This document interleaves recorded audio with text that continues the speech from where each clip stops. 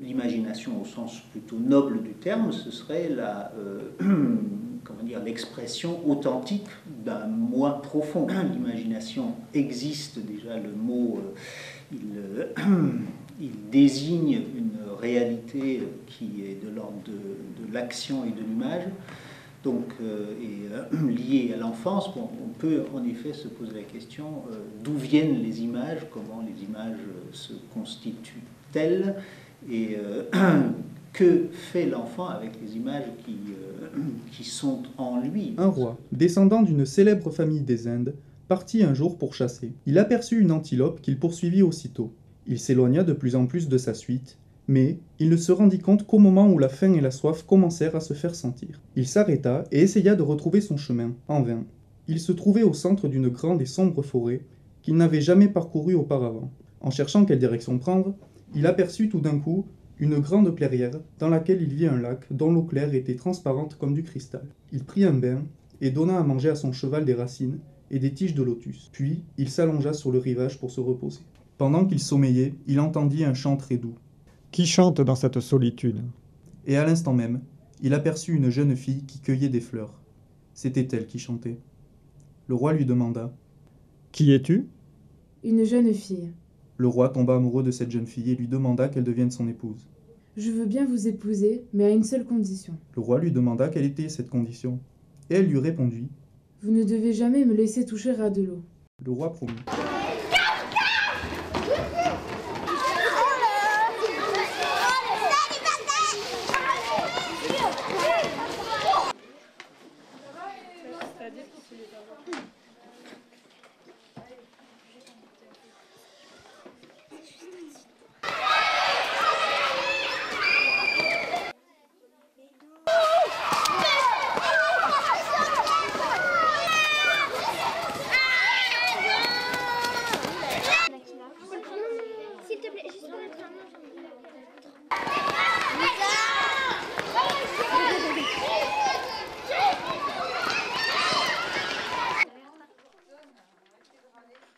Et je pense aussi donc que les enfants reproduisent des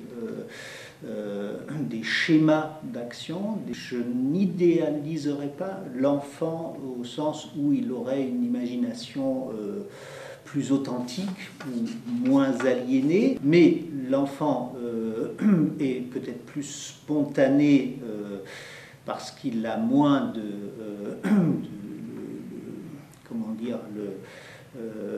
le frein de la connaissance des réalités. Les compagnons du roi avaient réussi à retrouver leur maître. Mais quelle ne fut pas leur surprise quand ils se trouvèrent auprès de lui une ravissante jeune fille qui leur présenta comme sa fiancée. Ils ne pouvaient pas comprendre comment cette jeune fille avait pu s'égarer dans cette forêt sauvage. Le roi fit venir une chaise à porteurs dans laquelle prit place la future reine. Lui-même monta à cheval ainsi que ses compagnons et tous rentrèrent au palais royal. Après avoir épousé la jeune fille, le roi ne songeait plus qu'à elle.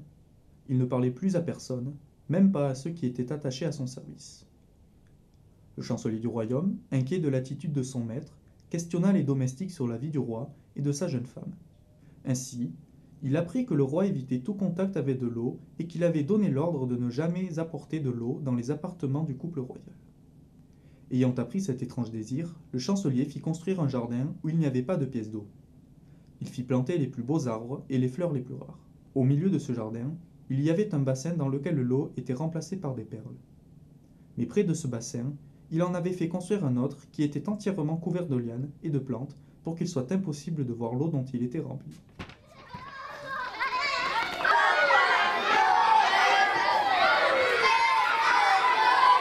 Un fond qui représente la composition du tableau de Van Gogh.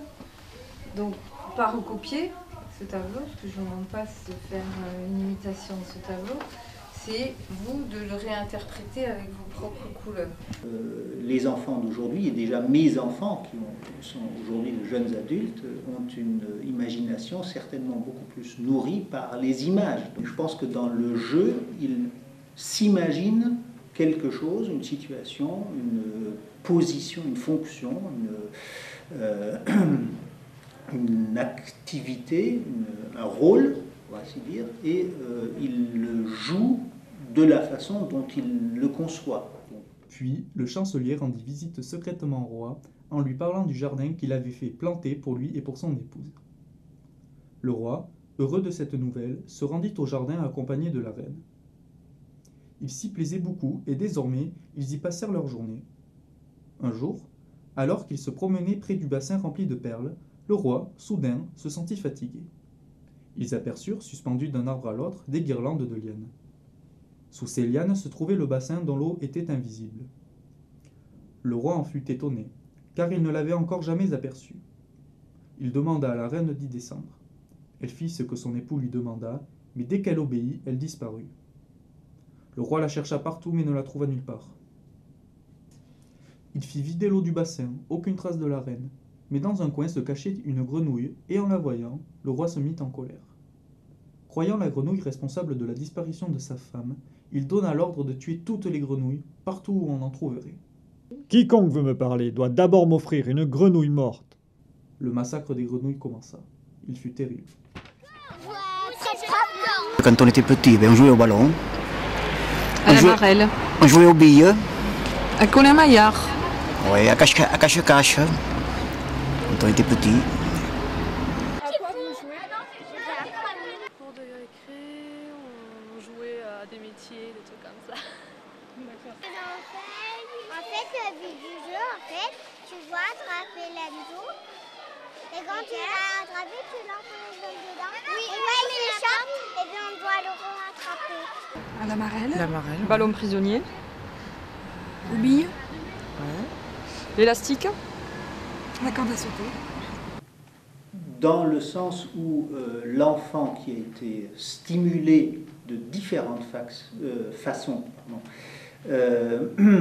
a plus de chances d'avoir de l'imagination que l'enfant qui a été qui a eu peu de stimuli visuels. Les artistes sont des privilégiés au sens où ils ont des possibilités d'éprouver et de s'exprimer beaucoup plus larges que le commun des mortels. Alors les grenouilles se rendirent auprès de leur roi, et elles lui racontèrent tout ce qui se passait. Elles lui dirent combien des leurs étaient déjà mortes. Le roi des grenouilles fut très attristé. Il se rendit au palais royal pour demander une audience au roi. « Sire, ne vous laissez pas aveugler par la colère. Soyez généreux, et ne faites pas massacrer les grenouilles qui ne vous ont fait aucun mal. » Et il ajouta. « La mort des grenouilles ne pourrait pas vous consoler. Assez de massacres. » Le roi était affreusement triste, parce que son épouse adorée avait disparu. Jamais je ne pourrai pardonner aux grenouilles d'avoir fait disparaître mon épouse bien-aimée, et je veux me venger en exterminant toutes les grenouilles. Ces paroles effrayèrent le roi des grenouilles qui s'écria. « Sire, votre épouse est ma fille. Les grenouilles ne l'ont pas mangée. C'est parce qu'elle est malicieuse qu'elle a disparu. » Comment? Elle vit? Il faut qu'elle revienne sans retard. Ramenez-la-moi. Et, en effet, le roi des grenouilles ramena sa fille en lui ordonnant d'obéir au roi. Elle promit de cesser ses malices. Le roi, des larmes de joie dans la voix, remercia le roi des grenouilles qui demanda alors la permission de se retirer. On ne l'a plus jamais. Soit masseuse, soit coiffeuse. Et moi je suis agriculteur, j'ai toujours voulu être agriculteur. Et moi aussi. Prof, et sinon tout ce qui était artistique, la musique, tout ça. Il y avait de la médecine. Après je sais plus. Maîtresse. À l'école, moi je crois que... Non, je me rappelle pas. C'était hôtesse de l'air. J'ai cru observer chez mes enfants, chez les enfants des amis, que là où l'enfance à proprement parler, c'est-à-dire les jeunes années passées en école maternelle, en école primaire, sont plutôt bien utilisées par l'institution, c'est-à-dire on stimule les enfants, on leur donne toutes sortes de possibilités de percevoir les choses et de les transformer en imagination, en actes imaginatifs.